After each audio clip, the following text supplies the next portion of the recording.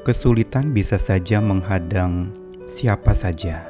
Semua orang bisa mengalaminya. Namun, kesulitan itu akan menjadi bertambah sulit dan makin pelik ketika orang yang dihadangnya itu hidup di dalam saling serang, bukan saling topang.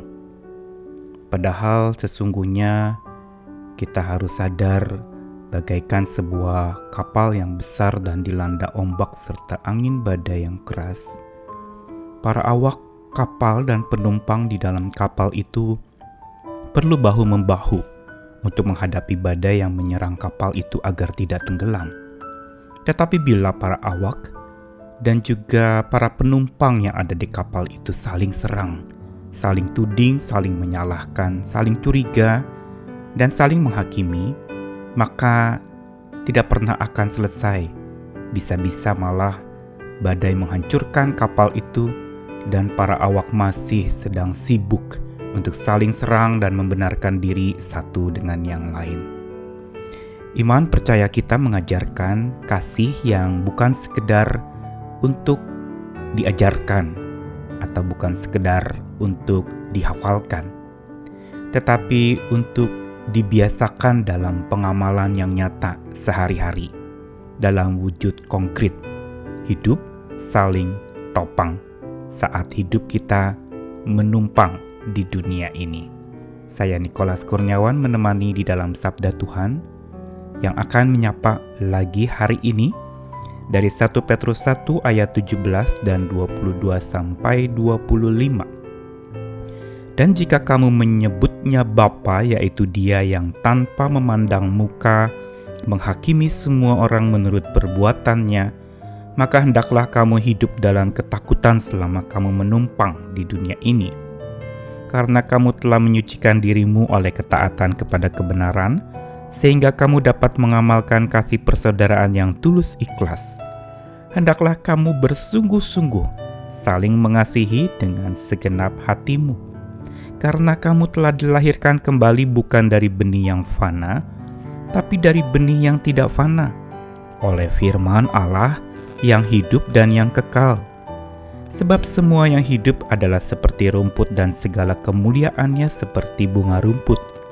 Rumput jadi kering dan bunga gugur, tapi firman Tuhan tetap untuk selama-lamanya. Inilah firman yang disampaikan Injil kepada kamu.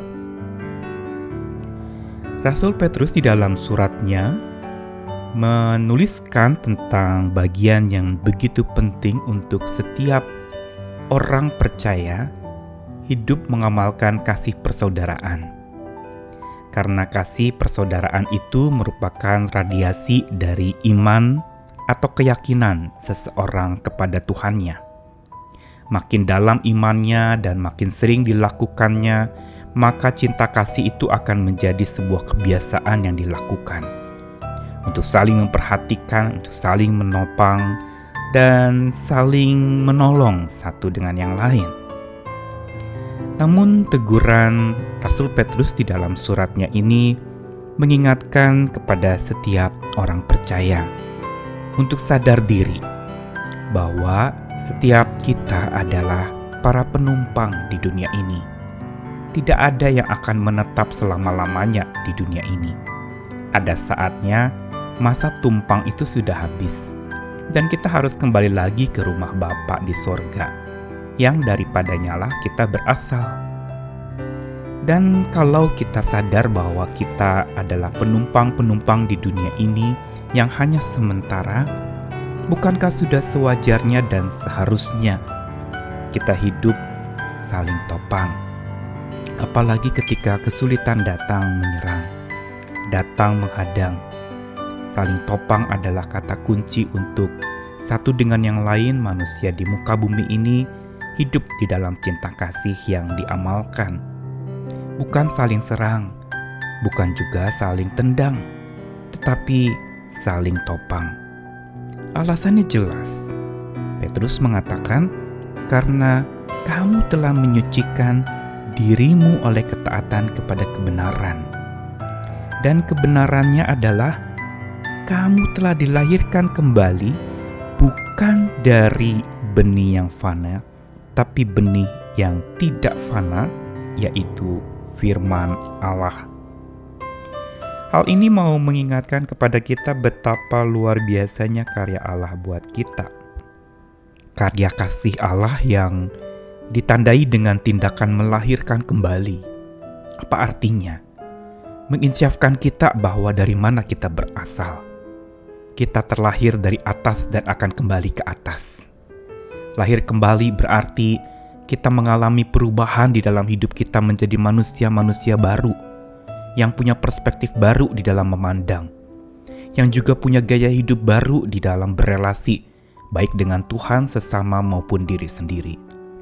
Dan untuk itulah betapa wajib dan haruslah dilakukan untuk hidup saling topang itu, karena itulah pengamalan kasih persaudaraan yang tulus ikhlas dilakukan. Kita harus paham bahwa pengalaman cinta kasih itu baru bertumbuh bila kita mengamalkannya. Tanpa pengamalan cinta kasih, tidak ada pengalaman cinta kasih.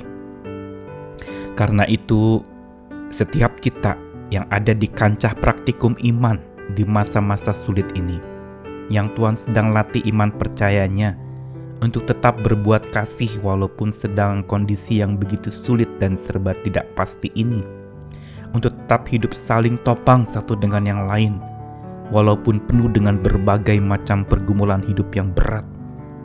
Tuhan ingatkan kepada kita lewat firman-Nya hari ini, bahwa semua yang hidup, kita semua itu akan menjadi kering seperti rumput. Kita akan gugur seperti bunga. Tapi orang yang berpegang kepada kata-kata Tuhan dan cinta kasih Tuhan yang bukan saja dipelajari tetapi diamalkan dalam hidup, saling topang satu dengan yang lain, disitulah maka iman percaya kita menjadi terlaksana dengan bijaksana. Lakukanlah, amalkanlah cinta kasih, bahkan pada saat dimana kita tidak tahu bagaimana kita harus hidup. Tetapi kasih Tuhan akan selalu memampukan kita untuk menjadi pengamal-pengamal cinta kasih, agar pengalaman cinta kasih kita bertumbuh dan kita diperkaya oleh iman percaya yang konkret dalam bentuk tindakan nyata sehari-hari. Selamat melakukannya, selamat menjadi pengamal-pengamal firman Tuhan, bukan saja penghafal-penghafal ayat-ayat firman Tuhan. Amin.